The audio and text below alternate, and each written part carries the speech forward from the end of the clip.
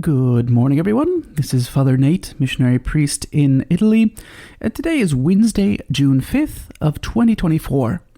Today we're celebrating the memorial of St. Boniface, bishop and martyr, but we'll take the gospel from the gospel of the day, which comes to us from Mark's gospel, chapter 12, verses 18 through 27.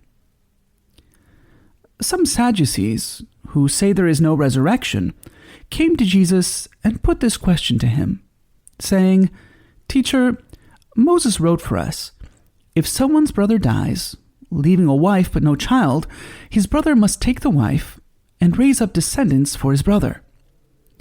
Now there were 7 brothers. The first married a woman and died, leaving no descendants. So the second brother married her and died, leaving no descendants, and the third likewise. And the 7 left no descendants. Last of all, the woman also died.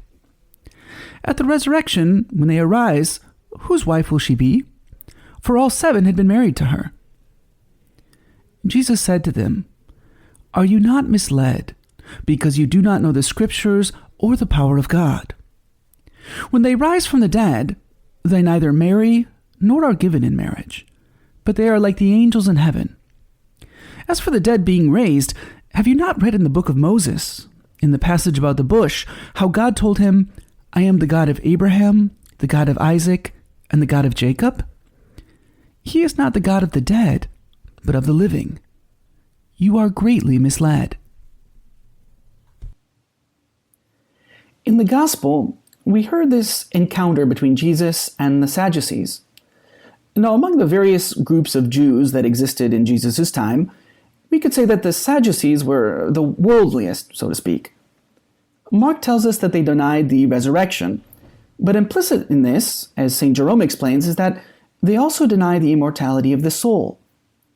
That's why Jesus responds by saying that they are misled because they do not know the Scriptures or the power of God. That is, there are 2 things that the Sadducees have not understood: the Scriptures or God's power. Now, regarding the Scriptures, when Jesus talks about the bush, he explains that God said to Moses, "I am the God of Abraham, the God of Isaac, and the God of Jacob." And not, "I was their God." I am, not I was. In other words, it says I am because the 3 still live in eternity. Some fathers of the church say that the resurrection of the body follows as a consequence from this. But on the other hand, the Sadducees don't understand the power of God. One father of the church says that what Jesus means here is that the Sadducees have a really myopic vision of spiritual realities. If men and women marry in order to have children, because if they didn't, the human race would disappear because of death, then it follows that after death, there's no need for marriage. Well, we might say this is all well and good, right? But what does it mean for our lives? Well, I suppose that probably if we're listening to a daily homily, all of us believe in the immortality of the soul and the resurrection of the body. Or at least, we say that we believe those things. But the reality is that these truths really need to have an impact, an influence in our daily lives, in such a way that, well, we can think of any of the saints, that we have an absolute certainty that the sufferings of this world are nothing compared to the glory that's waiting for us. For instance, for the martyrs, these truths are so true that even though leaders, governments, and authorities might have given them the opportunity to deny their faith in order to escape death, the martyrs, with the grace of God, decided to remain faithful. I leave you with the story of the conversion of a friend of mine.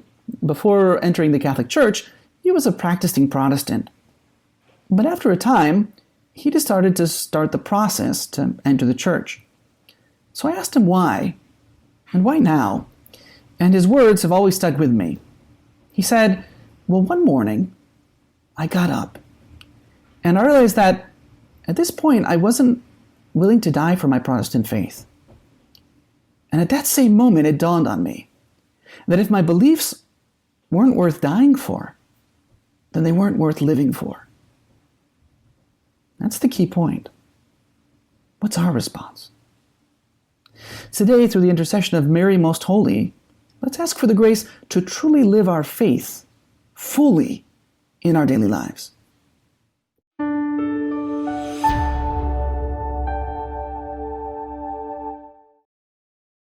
Thank you so much for listening.